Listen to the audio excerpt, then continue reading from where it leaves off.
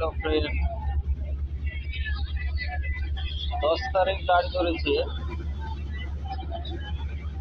গাড়ি ধরার পর গাড়ি চলতে চলতে কোথাও থেমে যায়, কোথাও দাঁড়িয়ে, এই করে করে 10 ঘন্টা লেট করেছি। 10 তারিখে গাড়ি ধরেছি, আজকে 12 তারিখ। 12 তারিখ সন্ধ্যায় পৌঁছাচ্ছে আজাদ হিন্দ এক্সপ্রেস হাওড়া টু পুনে।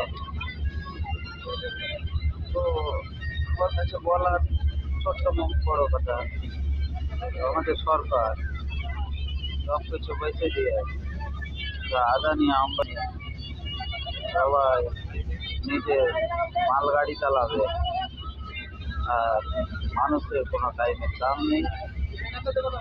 মানুষ একদিন পিছিয়ে যাচ্ছে, কার পরীক্ষা, কাউরে অফিস, কাউরে ডিউটি টাইম।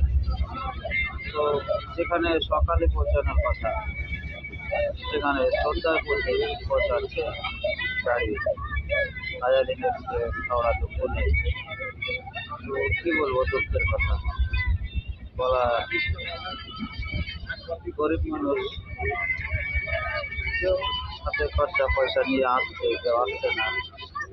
একদিনের দিন কেটে যাচ্ছে, একদিন বেশি থাকতে হচ্ছে ট্রেনে।